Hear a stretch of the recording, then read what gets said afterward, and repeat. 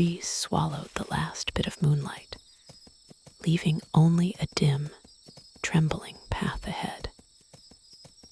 He tightened his grip on the reins as his horse, Kara, snorted uneasily beneath him.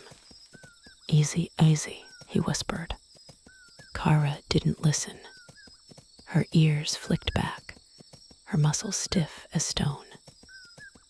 Horses feel things people don't, storms before they come, danger before it breathes. And right now, Kara wanted to run, but Marcus had nowhere else to go. Then, through the tangled black of the forest, a cabin. It stood alone, rotting and crooked, like it had grown out of the earth itself. One faint light flickered from inside. Shelter. Marcus exhaled in relief and slid off Kara. "Stay here," he said, tying her to a low branch. Kara resisted. She pulled hard against the reins, hooves scraping the dirt, letting out a sharp, panicked whinny. "Hey," Marcus snapped. "What's wrong with you?" The horse trembled, not stubborn, terrified. Marcus hesitated, then shook it off and turned toward the cabin.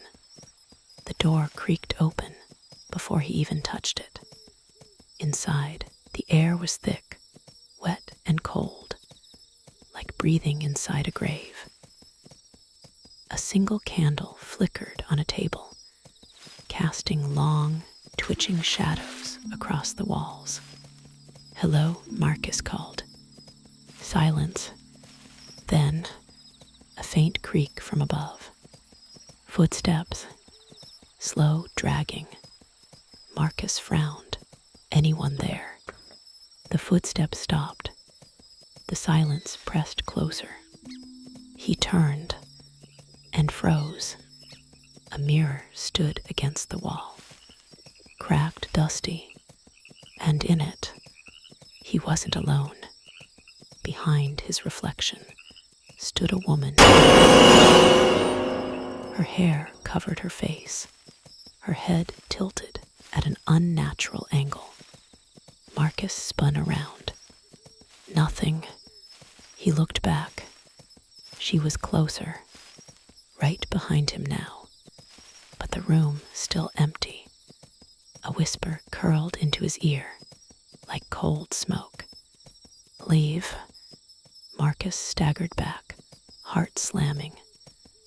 The candle flickered violently, then died. Darkness swallowed the cabin whole.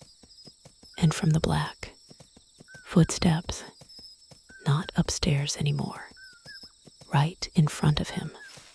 He ran, bursting through the door, gasping for air. Kara. The horse was gone. The rope snapped, the ground torn up with deep, frantic hoof marks leading into the forest. "No, no, no, no."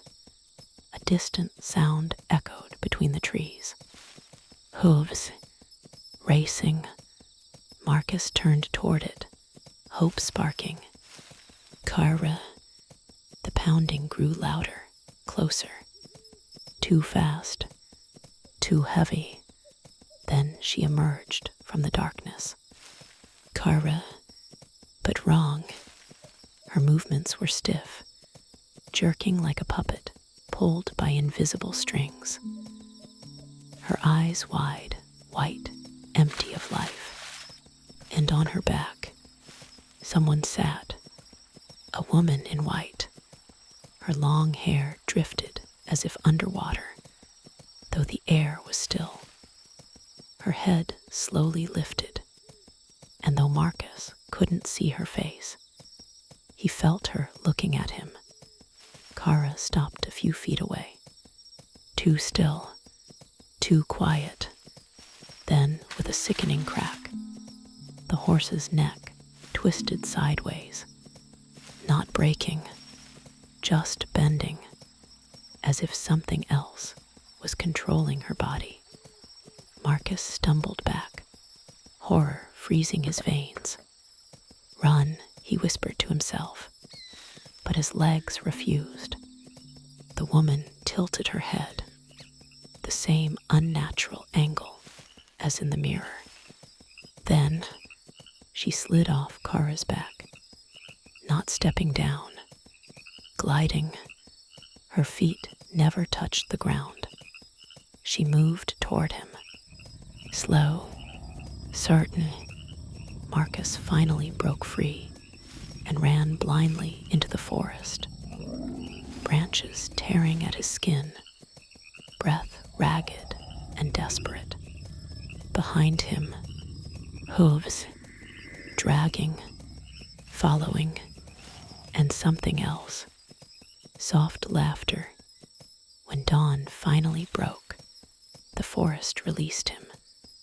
Marcus collapsed onto the dirt road, shaking, alive. Alive. He laughed weakly, tears mixing with sweat. I made it, I made it. Then, hoofbeats, slow. Behind him, Marcus turned. Kara stood there, perfectly still, unmoving. Relief flooded him. "Kara, you're okay." He stepped closer and froze. Kara's shadow stretched long in the morning light. But there were two shadows. One was the horse. The other sat on her back, head tilted, watching, waiting, and this time it wasn't letting him leave.